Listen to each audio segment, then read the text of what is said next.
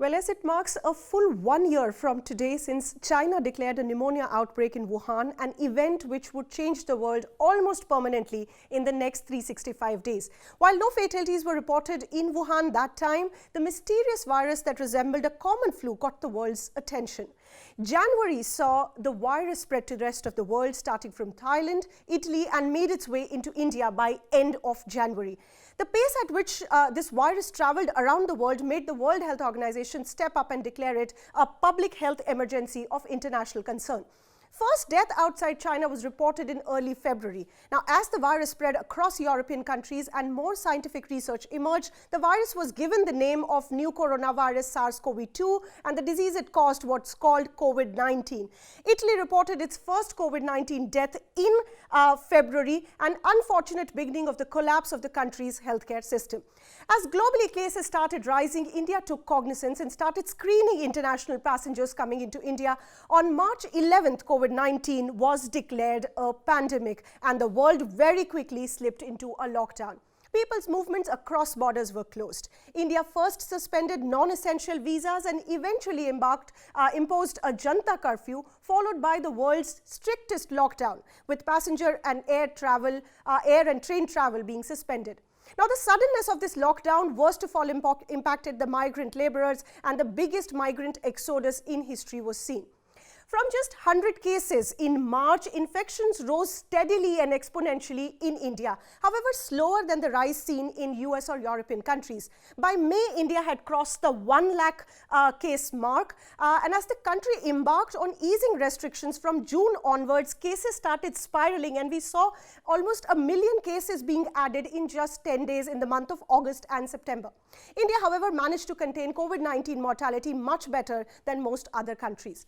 The fast spread of the disease pushed scientific community, and multiple repurposed drugs were being experimented, like hydroxychloroquine, and all that became actually household names.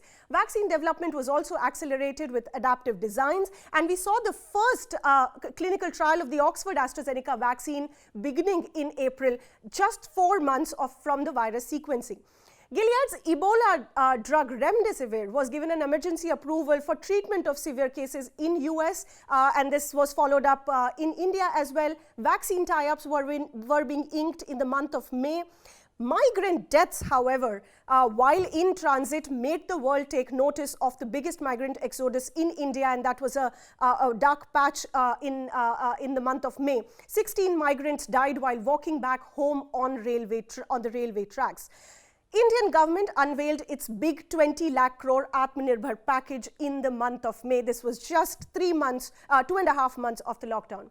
By June, however, India realized it can't stay under lockdown and started opening up. 10th June was once when we saw recovery stop active cases for the first time in India. But soon as people started moving out of homes, cases started rising, and India became got the fourth highest number of infections in the world. Favipiravir came up for mild treatments, and it was given approval in India. By July, India was had the third highest number of cases, but Dharavi, that was anticipated to be the worst hit, had already started flattening the curve, and the World Health Organization actually praised the steps that the agency had taken here. First set of vaccine trial data was released and July 15th was when India started human trials for the first vaccine, which is the Bharat Biotech vaccine. Through August, the world saw vaccine development peak up. Zydus Cadila in India began their vaccine trials. Pfizer reported promising data from early trials, and Serum began the bridge trials in India for the Oxford-AstraZeneca vaccine dubbed Covishield in India. However, the disease was not slowing down, and on September 27th, the world crossed the gloomy milestone of 1 million deaths. India crossed 6 million cases in the month of September. As more research and trial results were released, WHO reported that none of the repurposed drugs that were earlier touted to be game changers were actually saving lives. WHO's claims were, however, debated, and US FDA in fact went ahead and gave Remdesivir a full approval shortly, making it the first and the only drug till now to be approved for COVID-19 treatment anywhere in the world. As vaccine development progressed, adverse events reported across trials made headlines. None, however, have eventually been reported or published to be severe in nature. A dosing error in the Oxford trial was called serendipity as it opened window for a better vaccine regime.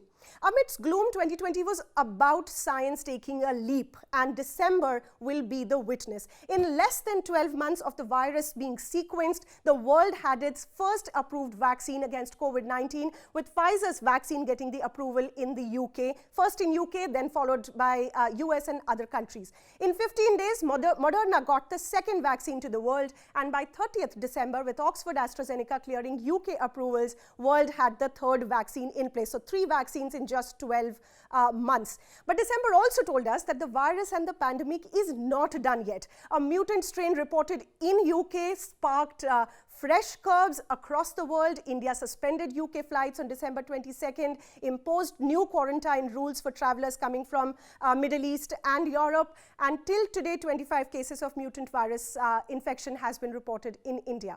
Now, as the world moves from knowing about the virus to launching large-scale adult vaccination programs in hope of developing herd immunity quickly, 2021 will be about the vaccination programs and the fight and the win against the virus. The positive that I will leave you with is how India saw active cases decline from 5 lakh in November to just about 2.5 lakh in the month of December till now, indicating that the country was getting its hold back on the virus, and 2021 will be about the aggressive vaccine rollout, first obviously for the priority group, for which the government has already drawn up massive plans.